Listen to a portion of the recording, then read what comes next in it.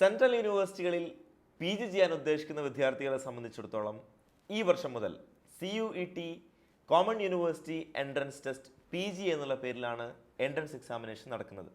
നമുക്കറിയാം കഴിഞ്ഞ വർഷം CUCET central universities common entrance test എന്നുള്ള പേരിലായിരുന്നു ഏകദേശം 12 യൂണിവേഴ്സിറ്റികൾ എൻട്രൻസ് പരീക്ഷ വഴി പ്രവേശനം നടത്തിയിരുന്നത്. പക്ഷേ ഈ വർഷം അതിൻ്റെ എണ്ണം 12-ൽ നിന്നും 42-ലേക്ക് ഉയർന്നിരിക്കുകയാണ്. അപ്പോൾ അതിൽ പ്രധാനപ്പെട്ട പല യൂണിവേഴ്സിറ്റികളുണ്ട്. Jawaharlal Nehru university, Banaras Hindu university, Hyderabad central university, English and foreign languages university, Pondicherry university പോലെയുള്ള പ്രമുഖ യൂണിവേഴ്സിറ്റികളെല്ലാം ഈ CUET-ലാണ് ഉൾപ്പെടുന്നത്. അപ്പോൾ ഈ വീഡിയോയിൽ CUET-യിലേക്ക് നമ്മൾക്ക് എങ്ങനെ അപേക്ഷ സമർപ്പിക്കാം എന്നുള്ളത് വിശദമായി വെബ്സൈറ്റ് വഴി പരിശോധിക്കുകയാണ് നമ്മൾ ചെയ്യുന്നത്. അപേക്ഷ സമർപ്പിക്കുമ്പോൾ എന്തെല്ലാം കാര്യങ്ങളാണ് ശ്രദ്ധിക്കേണ്ടതെന്നുള്ളതും അതിൻ്റെ മൊത്തം പ്രൊസീജിയർ നമ്മൾ ഈ വീഡിയോയിൽ ചർച്ച ചെയ്യുന്നതായിരിക്കും.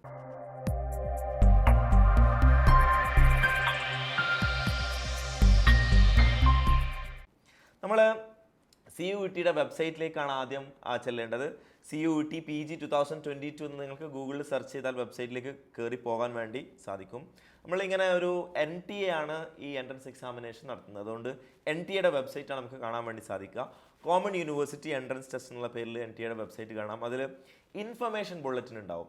ഏതൊരു അപേക്ഷ സമർപ്പിക്കുന്നതിന് മുമ്പ് നമ്മൾ വളരെ കൃത്യമായി ഇൻഫർമേഷൻ ബുള്ളറ്റിൻ വായിച്ചു നോക്കുക, അതിനെക്കുറിച്ച് ഡീറ്റെയിൽസ് മനസ്സിലാക്കുക എന്നുള്ളത് വളരെ ഇമ്പോർട്ടൻ്റ് ആയിട്ടുള്ള സംഗതിയാണ്. വളരെ ബ്ലാങ്കായി നമ്മൾ എൻട്രൻസ് എക്സാമിനേഷൻ ആപ്ലിക്കേഷൻ പ്രൊസീജിയറിലേക്ക് പോകരുത്. അത് വളരെ വിശദമായി എല്ലാ കാര്യങ്ങളും കൊടുത്തിട്ടുണ്ട്. ഓരോരോ യൂണിവേഴ്സിറ്റികളുടെ അപ്ലിക്കേഷൻ ഫീസ് എങ്ങനെയാണ്, എന്തൊക്കെയാണ് ഡേറ്റ്സ് ഉള്ളത്, ഇവൻറ്റ്സ്, ഡീറ്റെയിൽസ് കാര്യങ്ങളൊക്കെ കൊടുത്തിട്ടുണ്ടാവും. അതോടൊപ്പം തന്നെ എല്ലാ വിശദാംശങ്ങളും യൂണിവേഴ്സിറ്റി ടെസ്റ്റ് പേപ്പർ കോഡുകൾ ഏതൊക്കെയാണെന്നുള്ളത്, അതുപോലെ തന്നെ യൂണിവേഴ്സിറ്റികളുടെ ഡീറ്റെയിൽസ്, ഏതൊക്കെ കോഴ്സുകളാണ് ഏതൊക്കെ യൂണിവേഴ്സിറ്റിയിലാണ് കൊടുക്കുന്നത് എന്നുള്ളതൊക്കെ കൃത്യമായിട്ട് നമ്മൾ മനസ്സിലാക്കേണ്ടത്. ഈ ടെസ്റ്റ് പേപ്പർ കോഡുകളൊക്കെ നമ്മൾ ഓർത്ത് വെക്കേണ്ട സംഗതിയാണ് എന്നതാണ്. ഇനി തിരിച്ച് വെബ്സൈറ്റിലേക്ക് തന്നെ പോയി കഴിഞ്ഞാൽ നമുക്ക് അതിൽ ഈ സർവീസസ് എന്നുള്ള ലിങ്കിൽ കയറിയാൽ രജിസ്ട്രേഷൻ ഫോർ CUET PG എന്നുള്ള ലിങ്ക് കാണാൻ വേണ്ടി സാധിക്കും. അത് ക്ലിക്ക് ചെയ്തുകൊണ്ട് നമുക്ക് പ്രൊസീഡ് ചെയ്ത് മുന്നോട്ടേക്ക് പോകാൻ വേണ്ടി ശ്രമിക്കാം. നമ്മൾ ആദ്യമായി രജിസ്റ്റർ ചെയ്യുന്ന ആളുകളെ സംബന്ധിച്ചിടത്തോളം ഒരു ന്യൂ രജിസ്ട്രേഷൻ എന്നുള്ള പോർട്ടലാണ് നമ്മൾ ചെയ്യേണ്ടത്. അതിൽ നമ്മൾ വിശദാംശങ്ങൾ കൊടുക്കണം. നമ്മൾ വിശദാംശങ്ങൾ എന്ന് പറയുന്ന സമയത്ത് നമ്മുടെ പേഴ്സണൽ ഡീറ്റെയിൽസ്, അത്തരം കാര്യങ്ങളൊക്കെ നമ്മൾ കൃത്യമായി കൊടുക്കാൻ വേണ്ടി ശ്രദ്ധിക്കണം. അതിൽ കയറുന്ന സമയത്ത് തന്നെ 3 ഘട്ടങ്ങളാണുള്ളത്. ഒന്ന് രജിസ്ട്രേഷനാണ്, രണ്ടാമത്തത് അപ്ലിക്കേഷൻ ഫോമാണ്, മൂന്നാമത്തത് ഫീ പേയ്മെൻ്റ് ആണ്. ഇൻഫർമേഷൻ ബുള്ളറ്റിൻ നമ്മൾ നേരത്തെ വായിച്ച് ഡൗൺലോഡ് ചെയ്ത് വെച്ചതാണ്. ഇനി കുറച്ചുകൂടിയും കൃത്യമായി എന്തൊക്കെയാണ് ആവശ്യമുള്ളത്, അതുപോലെ തന്നെ നമ്മൾ അപ്ലോഡ് ചെയ്യേണ്ട ഡോക്യുമെൻറ്റ്സ് എന്തൊക്കെയാണ്. റീസെൻറ്റ് ഫോട്ടോഗ്രാഫ് നമ്മൾ അപ്ലോഡ് ചെയ്യണം, colour or black and white ആവണം, 80% ഫേസ് കാണുന്നതാവണം. അതുപോലെ തന്നെ നമ്മുടെ ഫോട്ടോഗ്രാഫിന് കൂടെ തന്നെ അതിൻ്റെ സൈസ് പറയുന്നുണ്ട്. സിഗ്നേച്ചർ നമ്മൾ അപ്ലോഡ് ചെയ്യണം, സിഗ്നേച്ചറിൻ്റെ സൈസൊക്കെ പറയുന്നുണ്ട്. പാസ്വേഡിൻ്റെ സ്വഭാവം ഏത് രൂപത്തിലാവണം എന്നുള്ളതൊക്കെ പറയുന്നുണ്ട്. അതിനുശേഷം നമ്മൾ പ്രൊസീഡ് ചെയ്ത് മുന്നോട്ടേക്ക് പോവുക. ഇനിയാണ് നമ്മൾ രജിസ്ട്രേഷൻ പ്രോസസ്സ് നടത്തുന്നത്. ഞാനൊരു ഡമ്മി ഫോം ഓഫ് രജിസ്ട്രേഷനാണ് നടത്തുന്നത്. പേരും ഡീറ്റെയിൽസൊന്നും പൂർണ്ണമായിട്ടും ശരിയായിക്കൊള്ളുന്നില്ല. എന്നാലും നിങ്ങളുടെ ഒറിജിനൽ ഡീറ്റെയിൽസ് തന്നെയാണ് കൊടുക്കേണ്ടത്. പേര്, കാൻഡിഡേറ്റ്സ് നെയിം, ഫാദേഴ്സ് നെയിം കൊടുക്കുക, മദേഴ്സ് നെയിം, അതുപോലെ തന്നെ ഡേറ്റ് ഓഫ് ബർത്ത് കൃത്യമായിട്ട് തന്നെ തെറ്റാതെ തന്നെ കൊടുക്കാൻ വേണ്ടി ശ്രദ്ധിക്കുക. അതിനുശേഷം പിന്നെ നിങ്ങളുടെ ജെൻഡർ ചോദിക്കുന്നുണ്ട്, നിങ്ങളുടെ നാഷണാലിറ്റി ചോദിക്കുന്നുണ്ട്, നിങ്ങളുടെ ഐഡൻറ്റിറ്റി ടൈപ്പ് ചോദിക്കുന്നുണ്ട്, പിന്നെ ഐഡൻറ്റിഫിക്കേഷൻ നമ്പർ ചോദിക്കുന്നുണ്ട്. ഐഡൻറ്റിഫിക്കേഷൻ നമ്പർ സാധാരണ രീതിയിൽ ആധാർ കാർഡൊക്കെ ആയിരിക്കും നമ്മൾ കൊടുക്കാൻ ഉദ്ദേശിക്കുന്നുണ്ട്. ആധാർ കാർഡൊന്നും അവിടെ കണക്കുന്നുണ്ടാവില്ല. Any other valid government identity with photograph എന്നുള്ളതായിരിക്കും ചോദിക്കുക. അത് നിങ്ങൾ ആധാറാണ് കൊടുക്കുന്നതെങ്കിൽ അതിൻ്റെ നമ്പർ കൃത്യമായിട്ട് കൊടുക്കാൻ വേണ്ടി ശ്രദ്ധിക്കുക. പിന്നെ പ്രസൻറ്റ് അഡ്രസ്സ്, നിങ്ങളിപ്പോൾ എവിടെയാണ് സ്റ്റേ ചെയ്തുകൊണ്ടിരിക്കുന്നത് എന്നുള്ള അഡ്രസ്സ് ഡീറ്റെയിൽസ് ചോദിക്കുന്നുണ്ട്. പ്രസൻറ്റ് അഡ്രസ്സ് ഡീറ്റെയിൽസ് അതിൽ കൊടുക്കാൻ വേണ്ടി ശ്രദ്ധിക്കുക. അതുപോലെ തന്നെ പിന്നെ നിങ്ങളുടെ മറ്റ് വിശദാംശങ്ങൾ, ലൊക്കാലിറ്റി, അതുപോലെ തന്നെ കൺട്രി ഏതാണ് ചോദിക്കുന്നുണ്ട്, സ്റ്റേറ്റ് ചോദിക്കുന്നുണ്ട്, ഡിസ്ട്രിക്റ്റ് ചോദിക്കുന്നുണ്ട്, പിൻകോഡ് ചോദിക്കുന്നുണ്ട്. ഇത്തരം ഡീറ്റെയിൽസ് ഒക്കെ കൊടുക്കുന്ന സമയത്ത് കൃത്യമാവാൻ വേണ്ടിയിട്ട് ശ്രമിക്കുക. നമ്മൾ പുറത്ത് അക്ഷയ സെൻറ്റർ വഴിയൊക്കെയാണ് നമ്മൾ അപേക്ഷ സമർപ്പിക്കുന്നതെങ്കിൽ പോലും നിങ്ങളുടെ ഡീറ്റെയിൽസ് കൊടുത്തത് കൃത്യമാണോ എന്നുള്ളത് ശ്രദ്ധിക്കാം, കറക്റ്റാണെന്നുള്ളത് നിങ്ങൾ ശ്രദ്ധിക്കേണ്ടതാണെന്നുള്ളതാണ്.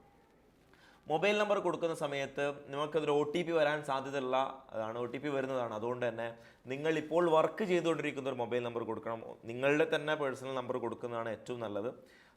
നിങ്ങൾ വേറെ നമ്പർ കൊടുക്കാതിരിക്കാൻ വേണ്ടി പ്രത്യേകം ശ്രദ്ധിക്കുക. മൊബൈൽ നമ്പർ കൺഫർമേഷൻ ചോദിക്കും. ഇമെയിൽ ഐഡിയും നിങ്ങളിപ്പോൾ ഉപയോഗിച്ചുകൊണ്ടിരിക്കുന്ന ഇമെയിൽ ID കൊടുക്കാൻ വേണ്ടി ശ്രദ്ധിക്കണം. കാരണം ഇമെയിൽ IDയിൽ നിങ്ങൾക്കും അതുപോലെ തന്നെ ഒരു ഇമെയിൽ വെരിഫിക്കേഷൻ വരാനുണ്ട്. അപ്പോൾ ഇമെയിൽ വെരിഫിക്കേഷനും വേണ്ടി പ്രത്യേകം ശ്രദ്ധിക്കേണ്ടതാണ്. ഇമെയിൽ അഡ്രസ്സ് കൊടുത്തതിന് ശേഷം അതിൽ കൺഫേം ഇമെയിൽ അഡ്രസ്സ് എന്ന് കാണാൻ വേണ്ടി സാധിക്കും. അത് നമ്മൾ അതിൽ കൺഫർമേഷൻ കൂടി കൊടുക്കുക എന്നുള്ളതാണ്. ആൾട്ടർനേറ്റ് കോൺടാക്ട് നമ്പർ കൂടി ചോദിക്കുന്നുണ്ട്. ആൾട്ടർനേറ്റ് കോൺടാക്ട് നമ്പർ ഓപ്ഷണലാണ്, നിർബന്ധമല്ല. നിങ്ങൾക്ക് കൊടുക്കാൻ താല്പര്യം ഉണ്ടെങ്കിൽ മാത്രം എന്ത് ചെയ്താൽ മതി, ആൾട്ടർനേറ്റ് കോൺടാക്ട് നമ്പർ കൂടി കൊടുത്താൽ മതി എന്നുള്ളതാണ്. നിങ്ങളെ പ്രസൻറ്റ് അഡ്രസ്സിന് സെയിം ആണ് ഈ പറയുന്ന സ്വഭാവത്തിൽ ഇപ്പോഴുള്ള അഡ്രസ്സ് എന്നെങ്കിൽ, നേരത്തെ കൊടുത്ത അഡ്രസ്സിന് സെയിം ആണെങ്കിൽ, പെർമനൻ്റ് ഒന്നാണെങ്കിൽ അത് തന്നെ കൊടുക്കുക. പാസ്വേഡ് ഉണ്ടാക്കുന്ന സമയത്ത് കൃത്യമായിട്ട് ആ ഒരു ഫോർമാറ്റിൽ നിങ്ങൾ കീപ്പ് ചെയ്യാൻ വേണ്ടി ശ്രമിക്കുക. ഒരു ക്യാപ്സ് ലോക്ക്, സ്മോൾ ലെറ്റേഴ്സ്, അതുപോലെ തന്നെ നമ്പേഴ്സ് ഒക്കെ ഉൾപ്പെട്ടുകൊണ്ടുള്ള ഒരു എന്താണ് ആ ഒരു കോമ്പിനേഷനിൽ തന്നെ പാസ്വേഡ് ഉണ്ടാക്കാൻ വേണ്ടി പ്രത്യേകം ശ്രദ്ധിക്കുക. സെക്യൂരിറ്റി പിൻ ഓരോ ഘട്ടത്തിലും ചോദിക്കുന്നുണ്ട്. സെക്യൂരിറ്റി പിൻ അടിച്ചു കൊടുക്കുക. അടിച്ചു കൊടുത്തതിന് ശേഷം നമ്മൾ സബ്മിറ്റ് എന്നുള്ള ഓപ്ഷൻ കൊടുക്കുക. സബ്മിറ്റിന് കൊടുക്കുന്ന സമയത്ത് നമുക്ക് ഒരു പ്രിവ്യൂ മെക്കാനിസം ഉണ്ട്. നമ്മുടെ പേര്, ഫാദറിൻ്റെ പേര്, മദറിൻ്റെ പേര്, date of birth, gender, address, mobile number, email I D, ഇതെല്ലാം കറക്റ്റ് അല്ലേ എന്നുള്ളത് നമ്മൾ ഒന്നുകൂടിയും ചെക്ക് ചെയ്യാൻ വേണ്ടിയിട്ടാണ് അവിടെ അങ്ങനെ ഒരു ചെക്ക് ലിസ്റ്റ് കൊടുത്തിട്ടുള്ളത്. അതുകൊണ്ട് അത് കൃത്യമായിട്ട് ചെക്ക് ചെയ്യാം. എന്നിട്ട് ഐ അഗ്രി എന്നതിന് ശേഷം സബ്മിറ്റ് ആൻഡ് സെൻഡ് OTP എന്ന് കൊടുക്കാം. അപ്പോൾ നമുക്ക് OTP വരൽ നമ്മൾ നേരത്തെ രജിസ്ട്രേഷൻ സമയത്ത് കൊടുത്ത നമ്പറിലേക്കാണ് OTP വരിക. ആ OTP ആണ് ഇവിടെ നമ്മൾ എന്ത് ചെയ്യേണ്ടത്, ടൈപ്പ് ചെയ്ത് കൊടുക്കേണ്ടത്. അപ്പോൾ നമ്മൾ കൊടുക്കുന്ന നമ്പർ SMS ഒക്കെ വരാൻ പറ്റുന്ന സ്വഭാവത്തിൽ ഒരു കൃത്യമായിട്ടുള്ളൊരു നമ്പർ ആവാൻ വേണ്ടി പ്രത്യേകം ശ്രദ്ധിക്കേണ്ടതാണ്. ആ നമ്പറിലേക്കാണ് നിങ്ങൾക്ക് എന്ത് ചെയ്യുക, OTP വരിക. OTP വന്ന നമ്പർ എത്ര എന്നുള്ളത് അടിച്ചു കൊടുക്കുക. എന്നിട്ട് സബ്മിറ്റ് രജിസ്ട്രേഷൻ ഫോം എന്ന് പറയാം. ഇതോടുകൂടി നമ്മുടെ രജിസ്ട്രേഷൻ കംപ്ലീറ്റ് ആയി. ഇനിയും നമ്മുടെ അപ്ലിക്കേഷൻ ഫോമാണ് നമ്മൾ ഇനി കംപ്ലീറ്റ് ആക്കേണ്ടത്. ഇനി അതിൽ അടുത്ത ഘട്ടത്തിലേക്ക് പോവാം. കംപ്ലീറ്റ് അപ്ലിക്കേഷൻ ഫോം എന്നുള്ള പ്രോസസ്സിലേക്ക് നമുക്ക് പോകാൻ വേണ്ടി സാധിക്കും. അവിടെ പോയി കഴിഞ്ഞാൽ നമ്മുടെ contact details, personal details, Aadhaar details, എല്ലാ ഡീറ്റെയിൽസും കൊടുക്കാൻ വേണ്ടി പറയുന്നുണ്ടാവും. അതിൽ പേഴ്സണൽ ഡീറ്റെയിൽസ് നമ്മൾ നേരത്തെ കൊടുത്തിൽ നിന്നും അഡീഷണൽ ആയിട്ട് ആവശ്യമുള്ള ഡീറ്റെയിൽസ് കൊടുക്കാം. നിങ്ങളുടെ സ്റ്റേറ്റ് ഓഫ് ഡൊമിസൈൽ ചോദിക്കുന്നുണ്ട്. സ്റ്റേറ്റ് ഓഫ് ഡൊമിസൈൽ എന്ന് പറഞ്ഞാൽ നിങ്ങൾ ഏത് സ്ഥലത്തു നിന്നാണ് വരുന്നത് എന്നുള്ളതാണ് ചോദിക്കുന്നത്. നിങ്ങളുടെ കാറ്റഗറി SC ആണോ, ജനറൽ ആണോ, ST ആണോ, OBC ആണോ, അതുപോലെ തന്നെ EWS കാറ്റഗറി ആണോ എന്നുള്ളത് ചോദിക്കുന്നുണ്ട്. ഫിസിക്കലി നിങ്ങൾക്ക് പ്രശ്നമുണ്ടെങ്കിൽ, ഡിസബിലിറ്റി ഉള്ള ആളുകളാണെങ്കിൽ അതിൻ്റെ സ്റ്റാറ്റസ് ചോദിക്കുന്നുണ്ട്.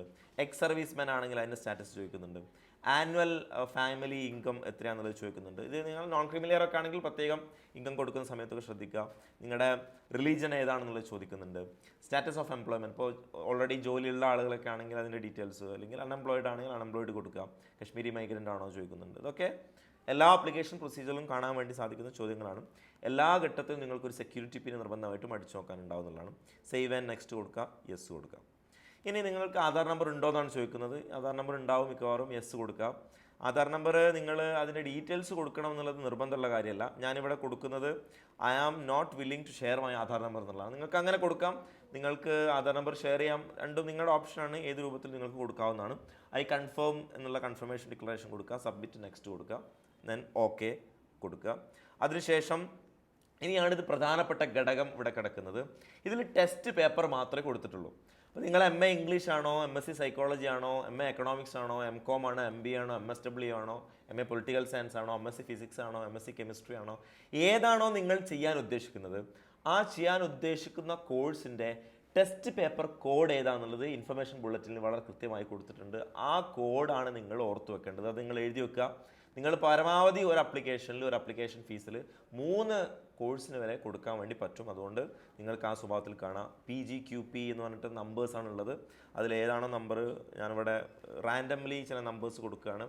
ആ നമ്പർ PGQP 47 ഞാൻ കൊടുക്കുന്നു, 46 കൊടുക്കുന്നു. അങ്ങനെ നമുക്ക് ഇഷ്ടമുള്ള നമ്പർ കൊടുക്കാം. സബ്ജക്റ്റിനനുസരിച്ചാണ് കൊടുക്കേണ്ടത്. ഇപ്പോൾ MSW-നാണെന്നുണ്ടെങ്കിൽ അതിന് നമ്പർ ഉണ്ടാവും. അതുപോലെ തന്നെ സോഷ്യോളജിക്കാണെങ്കിൽ അതിനൊരു നമ്പർ ഉണ്ടാവും. പൊളിറ്റിക്കൽ സയൻസിന് അതിന് നമ്പർ ഉണ്ടാവും. നമ്മൾ ഏത് കോഴ്സാണോ ഉദ്ദേശിക്കുന്നത് ആ കോഴ്സിനൊരു ടെസ്റ്റ് പേപ്പർ കോഡ് ഉണ്ടാവും. ആ കോഡ് ഐഡൻറ്റിഫൈ ചെയ്യാം.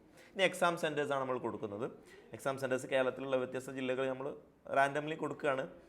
നിങ്ങൾ ഏതാണോ അടുത്തടുത്തുള്ള സെൻറ്ററുകൾ നിങ്ങൾക്ക് എന്ത് ചെയ്യാം, കൊടുക്കാം. ഓൺലൈൻ ടെസ്റ്റാണ്. അതുകൊണ്ട് തന്നെ നിങ്ങൾക്ക് തൊട്ടടുത്ത് തന്നെയുള്ള ജില്ലകളിലൊക്കെ കൊടുക്കാൻ വേണ്ടിയിട്ടാണ് നിങ്ങൾ പരമാവധി ശ്രദ്ധിക്കേണ്ടതുള്ളതാണ്. ഫാദേഴ്സിൻ്റെ ഒക്യുപ്പേഷൻ, മദർ ഒക്യുപ്പേഷൻ, അവരുടെ എഡ്യൂക്കേഷൻ ക്വാളിഫിക്കേഷൻസ് ഒക്കെ ചോദിക്കുന്നുണ്ട്. അതും അത്തരം ഡീറ്റെയിൽസ് ഒക്കെ കൊടുക്കുക. അതിനുശേഷം സെക്യൂരിറ്റി പിൻ അടിച്ചു കൊടുക്കുക. സെക്യൂരിറ്റി പിന്നിന് ശേഷം നിങ്ങൾ അടുത്ത ഘട്ടത്തിലേക്ക് നിങ്ങൾക്ക് പോകാവുന്നതാണ്. അപ്പം ഇതിൽ പ്രധാനമായിട്ടും ശ്രദ്ധിക്കേണ്ടത്, ആദ്യത്തെ ഘട്ടത്തിൽ നമ്മൾ സബ്ജക്റ്റ് കൊടുത്തു. സബ്ജക്റ്റ് കൊടുത്തതിന് ശേഷം രണ്ടാമത്തെ ഘട്ടത്തിലേക്ക് പോകുന്ന സമയത്ത് നമുക്ക് ഉണ്ടാവുന്നത് യൂണിവേഴ്സിറ്റി സെലക്ഷനാണ്.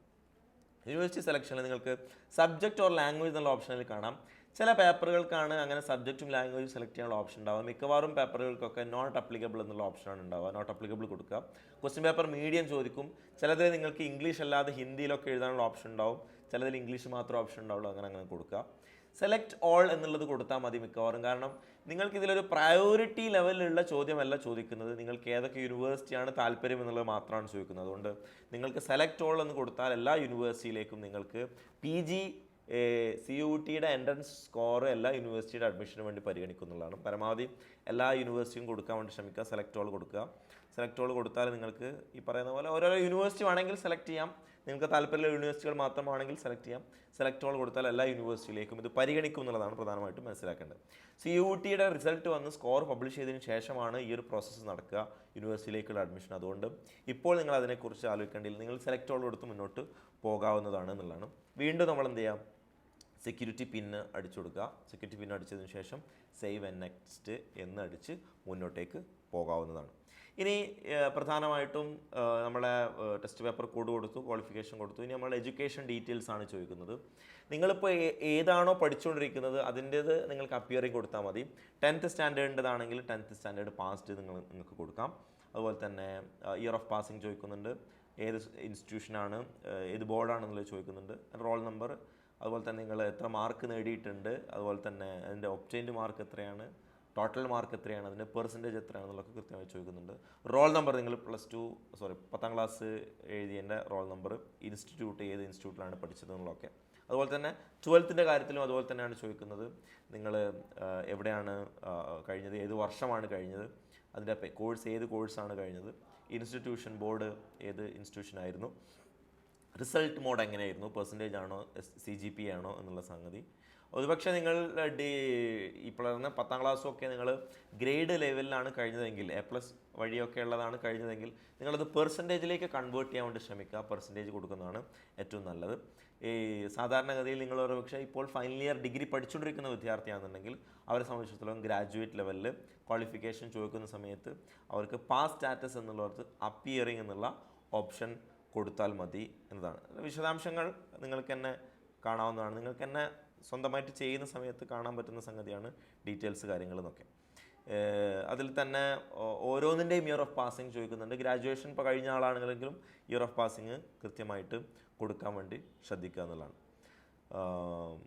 ഇൻസ്റ്റിറ്റ്യൂട്ടിൻ്റെ നെയിമാണ് കൊടുക്കുന്നത്, qualification details appearing, year of passing, course stream ഏതാണെന്നുള്ളതൊക്കെ കൃത്യമായി ചോദിക്കുന്നുണ്ട്. BA ആണോ BCom ആണോ അല്ലെങ്കിൽ BSc ആണോ BTech ആണോ എന്നുള്ളതൊക്കെ ചോദിക്കുന്നുണ്ട്. ഇൻസ്റ്റിറ്റ്യൂഷൻ ഏത് ബോർഡിലാണ് നമ്മൾ പഠിച്ചത്. റിസൾട്ട് മോഡ് കൊടുക്കാനുണ്ടാവില്ല, കാരണം റിസൾട്ട് വരാത്തതുകൊണ്ട് അപ്പിയറിംഗ് എന്ന് കൊടുത്തുകൊണ്ട്. റോൾ നമ്പറും ഇൻസ്റ്റിറ്റ്യൂഷൻ നെയിമും കൃത്യമായിട്ട് കൊടുക്കാൻ വേണ്ടി ശ്രദ്ധിക്കാം. അതിനുശേഷം നമ്മൾ വീണ്ടും സെക്യൂരിറ്റി പിന്ന് അടിച്ചു കൊടുക്കുക. അതിനുശേഷം സേവ് ആൻഡ് പ്രൊസീഡ് എന്നുള്ള ഓപ്ഷനിലേക്ക് പോവാം. അപ്പോൾ നമ്മൾ ടെസ്റ്റ് കൊടുത്തു, യൂണിവേഴ്സിറ്റി പ്രിഫറൻസുകൾ കൊടുത്തു, നമ്മുടെ എഡ്യൂക്കേഷൻ ക്വാളിഫിക്കേഷൻ ഡീറ്റെയിൽസും കൊടുത്തു കഴിഞ്ഞു. ഇനി നമ്മൾ അടുത്ത ഘട്ടത്തിലേക്ക് കൊടുക്കുകയാണ്. ഇനി നിങ്ങൾക്ക് അഡീഷണലി എന്തെങ്കിലും ക്വാളിഫിക്കേഷൻ ഉണ്ടോ? അപ്പോൾ യെസ് എന്നുള്ള ഓപ്ഷനിൽ കയറിയാൽ ഗേറ്റ് ആണോ നെറ്റ് ആണോ അല്ലെങ്കിൽ വേറെ എന്തെങ്കിലും നിങ്ങൾ ക്വാളിഫൈ ചെയ്തിട്ടുണ്ടോ എന്നുള്ളതൊക്കെ ചോദിക്കുന്നു. എന്തെങ്കിലും സ്കോളർഷിപ്പുകളോ സംഗതികളോ ഉണ്ടോ എന്നുള്ളതൊക്കെ ചോദിക്കുന്നു. അതില്ല എങ്കിൽ നിങ്ങൾ നേരെ സെക്യൂരിറ്റി പിൻ അടിച്ചു കൊടുക്കാം. സേവ് ആൻഡ് നെക്സ്റ്റ് എന്നുള്ള ഓപ്ഷനിലേക്ക് പോകാം. ഇനി അടുത്ത ഘട്ടം എന്ന് പറയുന്നത് നമ്മുടെ ഡോക്യുമെൻ്റ് അപ്ലോഡിംഗ് ആണ്. ഡോക്യുമെൻ്റ് അപ്ലോഡിംഗ് നമുക്ക് 2 ഡോക്യുമെൻറ്റ്സ് ആണ് അപ്ലോഡ് ചെയ്യാനുണ്ടാവുക. ഒന്ന് നമ്മുടെ ഫോട്ടോ ആണ്, രണ്ടാമത് നമ്മുടെ സിഗ്നേച്ചറാണ്. ഫോട്ടോ നിങ്ങൾ ഈ പറയുന്ന സ്വഭാവത്തിൽ കൃത്യമായിട്ട് സെലക്ട് ചെയ്യാം. നിങ്ങൾ ഏത് ഫോട്ടോ ആണോ അപ്ലോഡ് ചെയ്യാൻ ഉദ്ദേശിക്കുന്നത് ആ ഫോട്ടോ നിങ്ങൾ സെലക്ട് ചെയ്യാം. സെലക്ട് ചെയ്തതിന് ശേഷം അത് അപ്ലോഡ് കൊടുക്കുക.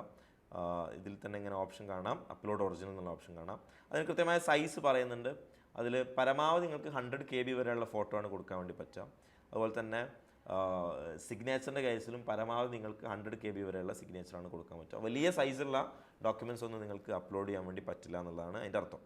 അപ്പോൾ നിങ്ങളുടെ സൈന് നിങ്ങൾ അപ്ലോഡ് ചെയ്യുക.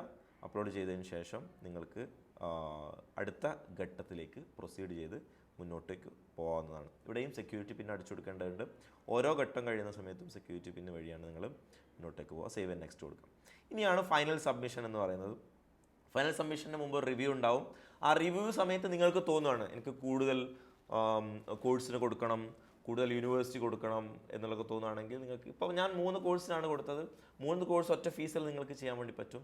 ഇനി നിങ്ങൾക്ക് അടുത്ത ഈ പറയുന്ന റിവ്യൂ ഒക്കെ കഴിഞ്ഞതിന് ശേഷം നിങ്ങൾക്ക് അടുത്ത ഇതിലേക്ക് പോകണമെന്ന് കരുതുക.